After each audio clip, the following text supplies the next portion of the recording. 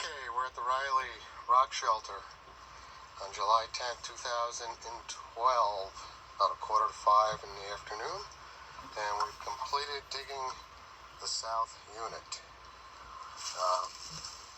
We've got one good piece of pottery,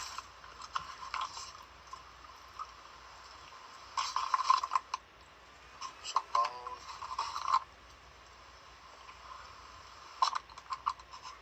half dozen flakes, maybe this size, a couple of boiling stones if they are such, and some small pottery, thinner walled, see it?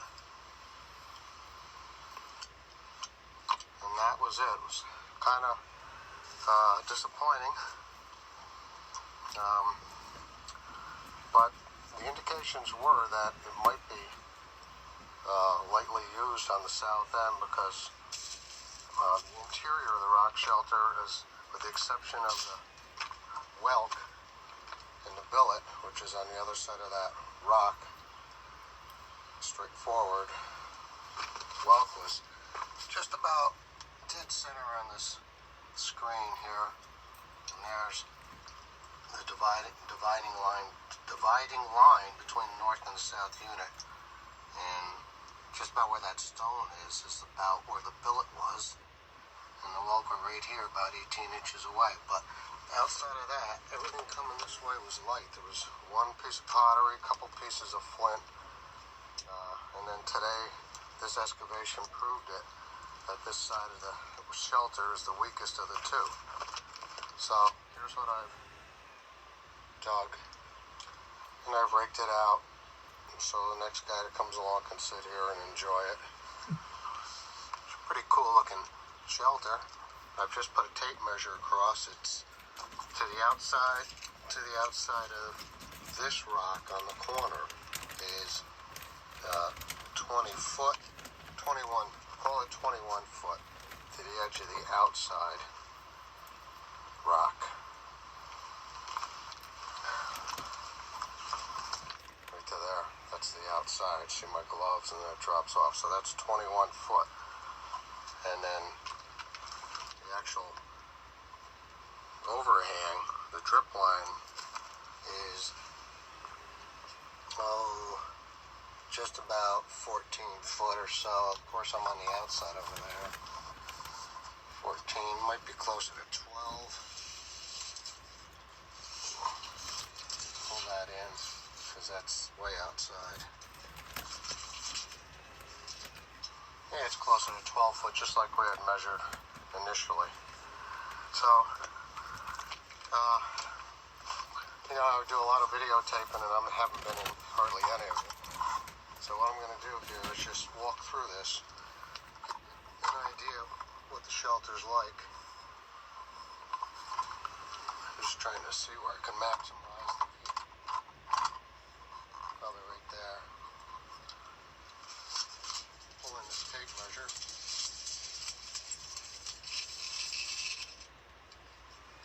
Put my gloves on. And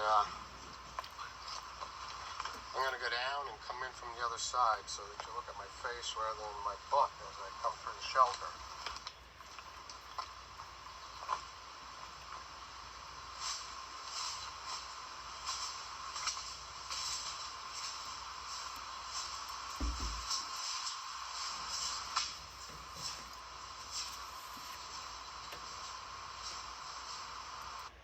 Right about here, maybe the rock's blocking it. Metalwood cash blade was there. The billet was right here with the metalwood tip and midsection with a spall right next to it. That was at 4 inches. And then 18 inches away right here where I'm tapping were the cache of 4 conch shells, whelk, whorls, whatever you want to call them. Probably used for spiritual purposes, ritual purposes by the Metalwood culture as they tried to communicate with the Great Manitou, who they believe Great Manitou was the grandfather. One spirit controlled everything above the earth, and the other Manitou grandfather controlled everything in the earth. So Underground, underwater, was the Manitou, represented by a serpent who had a long tail, kind of like a panther, and he had antlers. He was the great Manitou of the underworld, and the great Manitou of the overworld, which was on the ground, in the sky, was the Thunderbird. The Thunderbird could shoot lightning through its eyes and thunder through the clasp of its wings. Supposedly, the whelk that I found here, this cache, was the most prized object for communicating with this great spirit of the overworld and underworld, and it's mainly because of its whiteness, because it's like ivory when it's cleaned up. And this is what I'm reading in a book written by Jim Bradley, published in the 90s, I believe. Was it in the 90s? No, I'm sorry, it was written in 2007, and it's a book called Before Albany. And it's in that book that you can read about the great Manitou and the use of the whelk as a means of communicating with the spirits. They would use that, the Herkimer diamond, mica, or copper. All of those were sacred objects that they would use to communicate with the spirits. So anyways, that cache of 4 whelk were sitting here. Right here sat the billet, and over there was the adze. The hearth was just outside the corner. Yesterday we found that trapezoid gorget, which was outside as far over in that direction as you can see through the lens, right over almost to that shelf where I dug. That's where the trapezoid gorget, which was 5.5 inches long by almost 4 inches wide. I found it in 5 pieces, 6 pieces, because I broke one of them in half, but they all fit together. And I have basically 99% of that gorget with 2 holes in it. It's an amazing, stunning artifact. And the gorget, the cache of 4 whelk, the billet that was 5 inches long, the adze behind me, those are some of the best artifacts that come out of here. I also found probably 8, maybe 9 different pottery vessels based on the different incised lines on the rims and the body. So there was quite a few pots used here on site. Found some bone awls, probably 20 different metalwood culture artifacts ranging from full points to knives to preforms to broken tips or bases. I found a 3-inch Adena point outside of the rock shelter on the north end. That Adena point would probably come along just after metalwood culture, metalwood being 1000 BC to 500 BC. Adena culture would have been, maybe 300 BC to 300 AD. And then outside on the north end, I found a Levada point, 2 inches in the ground, and that would date to perhaps AD 1000. Also in the shelter, there was 2 orient points. They were the deepest. They were down at 9 inches. That's the lowest depth that I found any cultural remains. At 9 inches, they were orient fishtail, and they would date to probably maybe 1500 BC. So I believe mainly this was a shelter used by the metalwood culture for perhaps 500, 700 years off and on.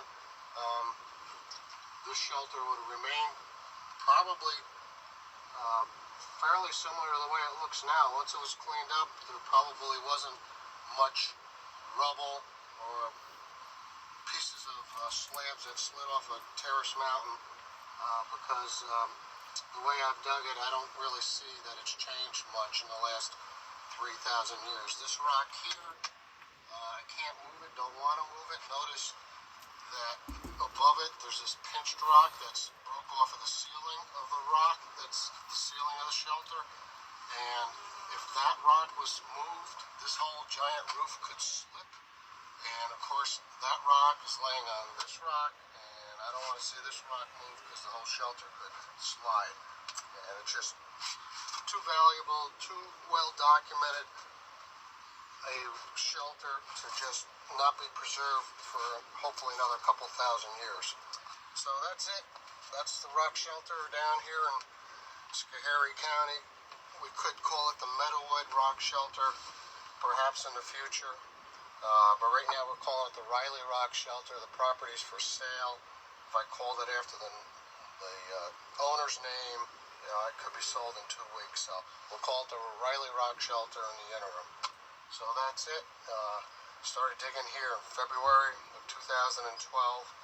That's now July 10th. I probably have had maybe 8 trips.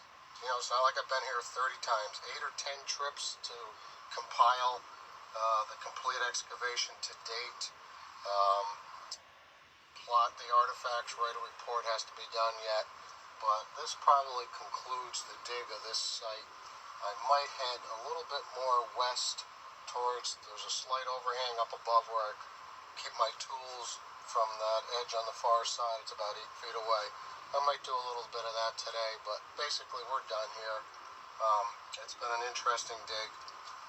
The pH of the dirt has been over 8. I've tested it with a pH test kit, and it's because of the high pH that the bone has not broke down, the antler has not decomposed, and the whelk was perfectly preserved. So that high pH actually aided in the preservation of the artifacts, and that's because this rock here is made out of limestone. You see that white? That's limestone. It has a high pH on its own.